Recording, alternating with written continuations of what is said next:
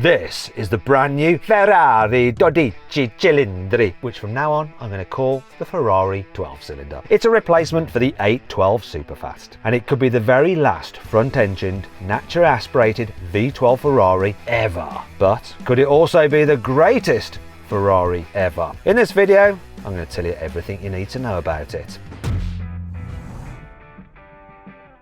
First impressions matter, and you know what? I think this is a good looking car. It doesn't look that similar to the 812 Superfast, but this is deliberate. Ferrari didn't want to make a nostalgic looking GT car. It wanted it to look modern and futuristic. So that's why you don't get many sharp creases nor sculptured body panels. The whole car is much simpler and less fussy than other Ferraris. But even though Ferrari claims there aren't any retro design features, I can spot a few. The way the headlights wrap around the front bumper reminds me of the 365 Daytona. And this 12-cylinder even has a similar piece of black trim on the bonnet as that car as well. Also, the new daytime running lights stick out like chrome bumpers on other classic Ferraris, but the way these extend behind the front wheels reminds me of something else. But you can't guess what?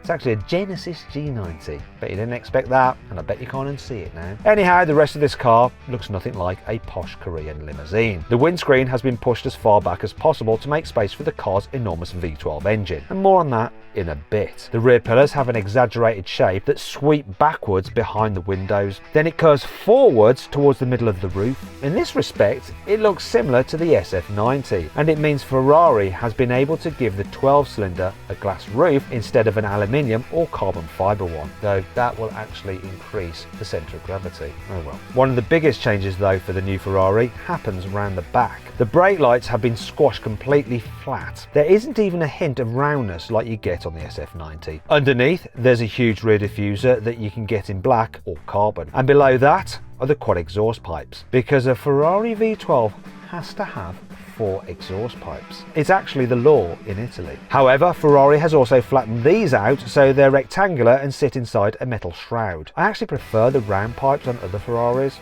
rather than these new ones. Not sure about them at all. But what do you think? Let me know in the comments. Unlike other car makers, Ferrari's sticking with a big, naturally aspirated V12 engine. But Ferrari won't be able to make these engines forever, so this could be one of the very last front-engine V12 Ferraris you'll ever be able to buy. Well, if you've got enough money to buy one. So it better be good, right? It's actually based on the 6.5 litre V12 that was available in the 812 Competizione, which I'm going to call from now on the 812 Competition. So you get pistons made from a special aluminium alloy, a rebalanced lighter crankshaft, and new titanium conrod that are 40% lighter than steel ones. You also get the same clever intake manifolds as the 812 Competition. These can change how the air flows inside them depending on the engine speed. If you force the air to travel further before it gets sucked into the cylinders, you get more torque at low revs. But if you give the air a shortcut at high revs, you then get more power. Anyway, let's cut to the chase. How much power and torque does this V12 actually produce? Well, the 12-cylinder's engine generates 830 horsepower and 678 newton-meters of torque. That's the same power as the engine in the 812 Competition,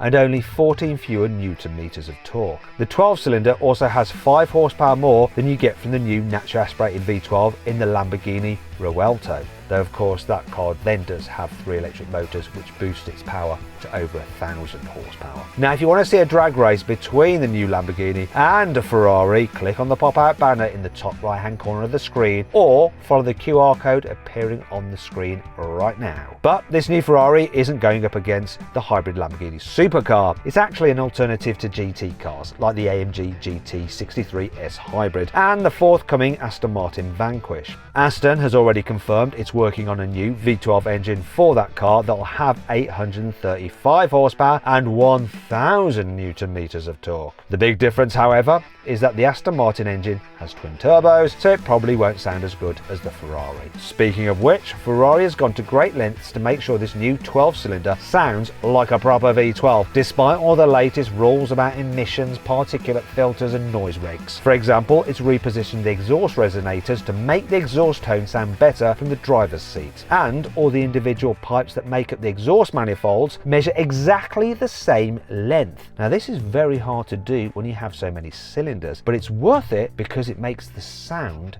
better. These equal length manifolds are one of the reasons why some old V10 and V12 Formula 1 cars sound so good. Well, that and the fact that they rev to almost 20,000 RPM. This new Ferrari doesn't quite rev that high, but Ferrari has confirmed the red line is a pretty staggering 9,500 RPM. That's the same as the new Lamborghini Rialto's V12, and it's also 500 RPM higher than the red line in the old 812 Superfast and the Porsche 911 GT3 RS. Now if you want to see what I've been up to with my very own 911 GT3 RS, click on the pop-out banner appearing in the top right hand corner of the screen, or follow the QR code which should be appearing right now. If you really want to enjoy the sound of this new Ferrari, you want to get the convertible version. Now Ferrari normally waits to reveal drop-top versions of its GT cars, but it hasn't this time, because here it is. It's called the 12-cylinder Spider, and it looks exactly how you'd expect. It's a 12-cylinder coupe with a folding metal and glass roof. Ferrari says the 12-cylinder coupe will accelerate from 0 to 60 miles an hour in 2.9 seconds, and this Spider takes a smidge longer at 2.95 seconds, because it's a bit heavier due to the roof mechanism. Both cars though have a top speed at over 211 miles an hour. That's pretty much exactly the same 0 to 60 time and top speed as the old 812 Superfast. But how would it compare in the real world? Well, I'm going to hopefully get one to drive, so make sure you subscribe to this channel and hit the bell icon to turn your notifications on so you're alerted when I finally upload that video. The new Ferrari 12 cylinders interior looks pretty similar to the one in the Purosangue SUV, apart from the fact you don't have any back seats, of course. You do get a very similar dashboard with two separate cockpit style sections separated by a pair of air vents. Just like the Purosangue, there's a digital display and a touchscreen for your passenger. But unlike that car, the 12-cylinder has another even larger screen in the middle, and it has Apple CarPlay and Android Auto as standard. Besides these screens, there's Alcantara everywhere, as you'd expect from a Ferrari, and you'll be able to customise all the leather, all the stitching and all the trim to your heart's content and your wallet's discontent. The 12-cylinder doesn't just look new on the inside, it's completely new under the skin too. The chassis is made from aluminium like the old 812, but the design is different. Ferrari has found a new way to cast the shock towers and roof pillars to make them lighter yet more rigid. As a result, the new car is 15% stiffer than the old 812. And that should improve the handling. And it claims this new car weighs 1,560 kilos, though Ferrari only quotes dry weight because it sounds better. If you want to compare it to other cars' curb weight, you need to add in the weight of a driver and some fluids, so an extra 140 or so kilos. Unlike other front-engine V12 Ferraris, the new 12-cylinder has active aerodynamics, but I bet you can't spot where it is. Look at the way the rear windscreen seems to get wider at the back of the car. Well, the outer triangular sections are actually separate flaps that can raise or lower at speed. They stay flat below 37 miles an hour to reduce drag, but they pop up when you go faster to produce downforce and keep the car more stable, though they actually fold back into low drag mode above 186 miles an hour so the car can hit its top speed.